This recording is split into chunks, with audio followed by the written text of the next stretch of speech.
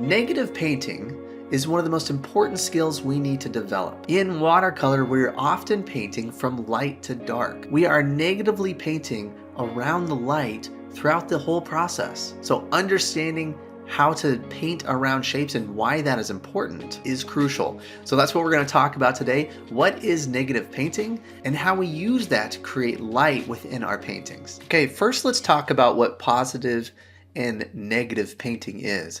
Positive painting is when you are getting paint on your brush and you are using that brush to create that shape.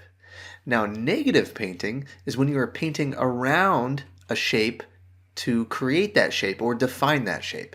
And positive and negative painting is something that is very important in watercolor.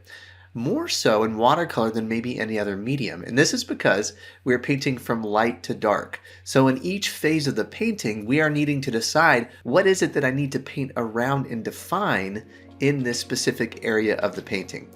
So I'm going to walk you through one of my paintings and we're going to talk about what the positive shapes are and what the negative shapes are.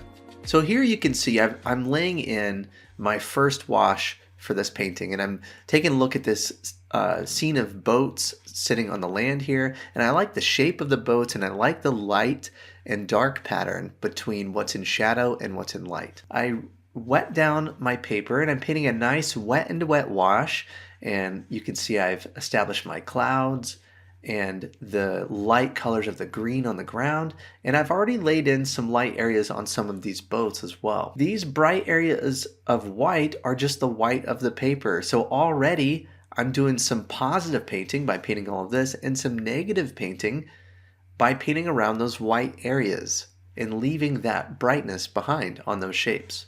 So let's go ahead and skim through this a little bit. So that's my first wash. There's mostly positive painting, some negative painting when I'm leaving those whites, those bright colors.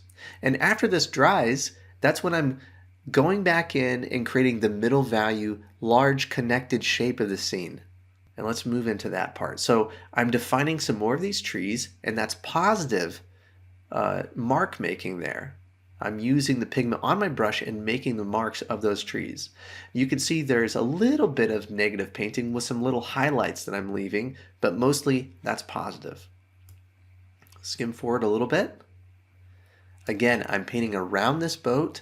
That's an example of negative painting. And here's a good example of negative painting too. I'm painting some trees around this building here to show the light on that building and to define it. So this already is a good blend of positive and negative shapes. And now I'm painting some of the middle values and darks on these boats. And right here is a good view of this. This is negative painting. I've already left behind the white of the paper in my first wash, and then I'm using some darks and middle values to go around them and to build up the strength and to define those shapes even more. So here I'm painting the shadow side of this boat, and I'm leaving this boat in lighter value. I'm painting around this shape to define it. Okay, so now you can see I'm into adding the mast in and some of the details here, getting in some of the rigging. I'm using some gouache for some of those smaller lines and little marks. And here I added a little bit more value in the foreground. So you can see how positive and negative shapes